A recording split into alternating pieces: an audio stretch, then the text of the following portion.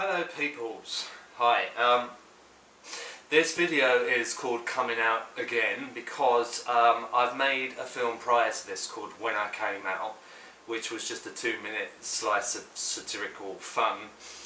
It's supposed to be humorous, but I understand the importance of them, and for some people it actually helps them with the process, and it's like cathartic for them. It's like therapy, you know.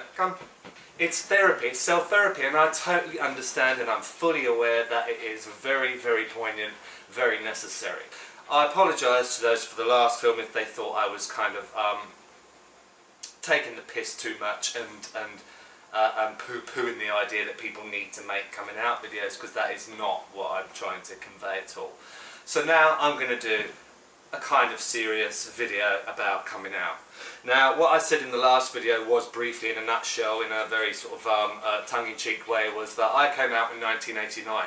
I suggested that in my days, back in the late 80s and the 90s, we had these very camp, gregarious, garish, kitsch TV presenters called Larry Grayson, Shut My Door, and John Inman, I'm free, from Are You Being Served?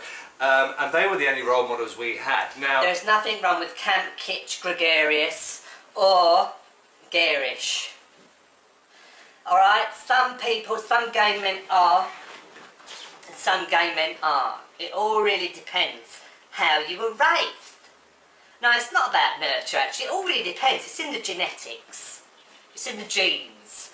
Alright, it doesn't, you can't determine what you're going to be like from birth. Okay, but the thing is that it doesn't matter what you are. It doesn't matter how you are, how you act. It just depends on who you are as a person inside.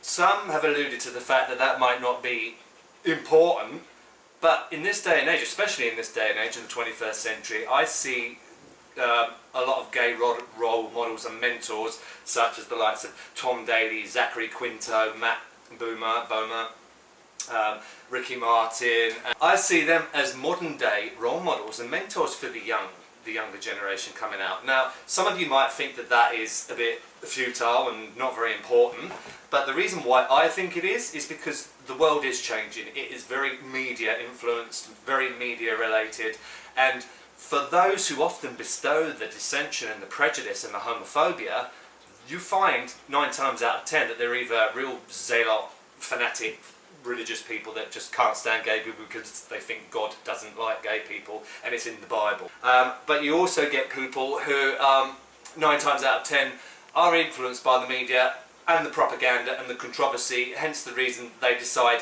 that they don't like gay people, because we're different.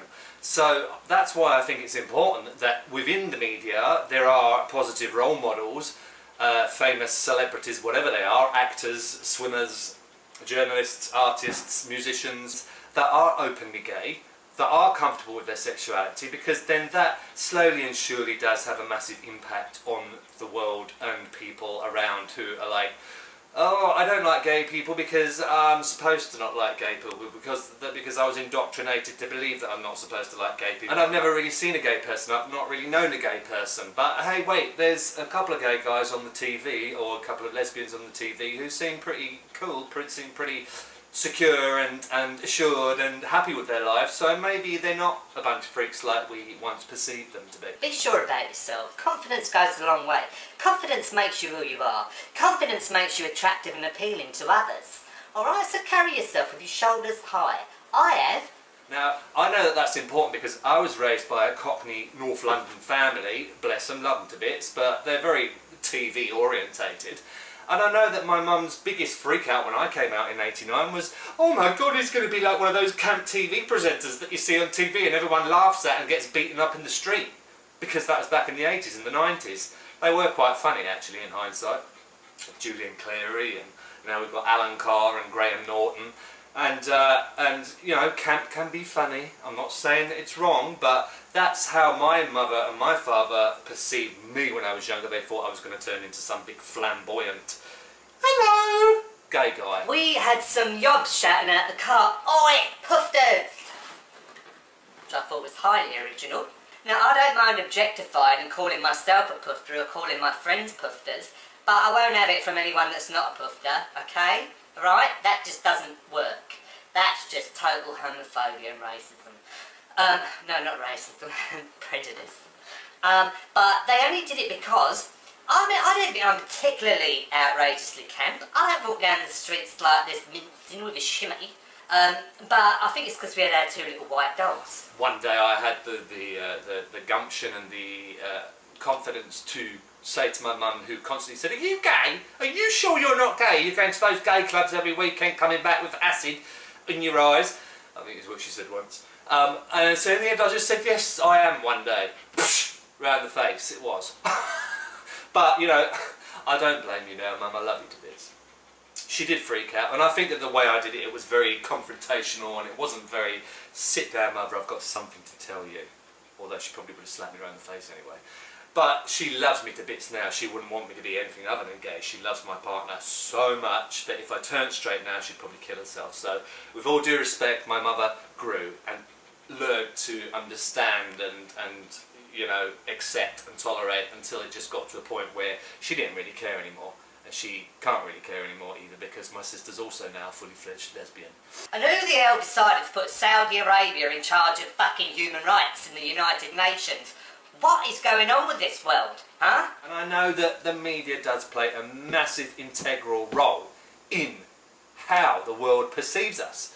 Whether it's because we're on the news, whether it's because we're fighting for our rights outside wherever, whether it's because, you know, some fanatic religious group is at the forefront again of some protest against us being able to get married or have equal rights or be able to adopt.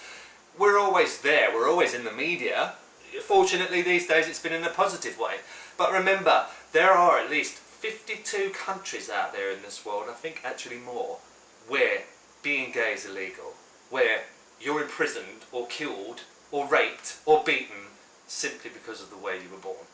And so if the media can help to enlighten those issues, because we're okay in first world countries, we're not going to have to face that kind of dissension. We're not going to be killed or brutally battered to death like they are in some of the African countries and the Middle Eastern countries, and now Russia, you know, you're going to get beaten up if you speak up, and other such like countries. So I think it is very important that we are still portrayed in the media, whether it's through positive ways or whether it's to enlighten, unfortunately, a bad situation, a bad case of homophobia.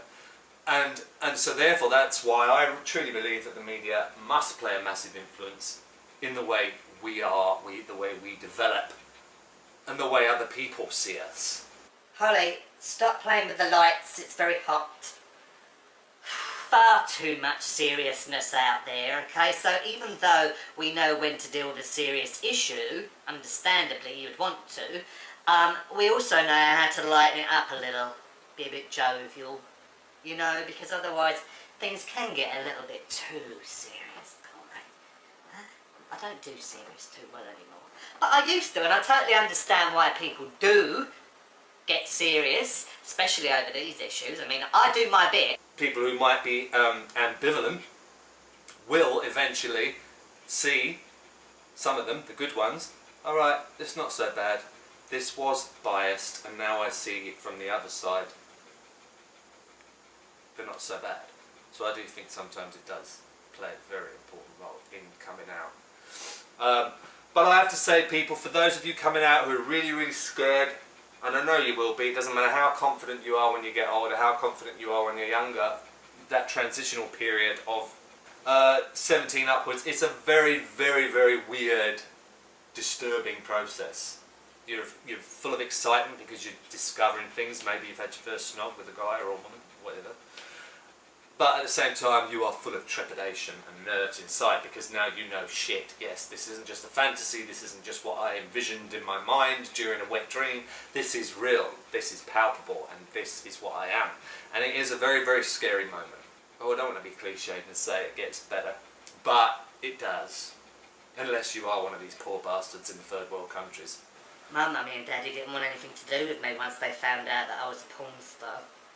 Well, I'd made a few films anyway. I was also an escort for a while when I was about 15 years old.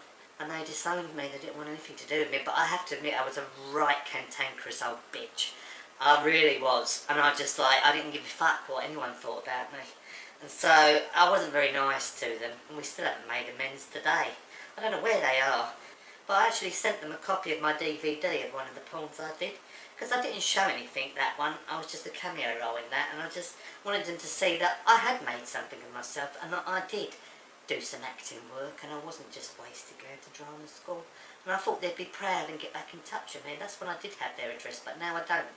I don't know where they are now, because they moved from Berkshire. So, you know, my message here is, don't fuck it up with your parents if you can really help it. Obviously, if they don't want anything to do with you just because of the way you are, then fuck them. Holly, drink some water if you're overheated, darling. It's over there.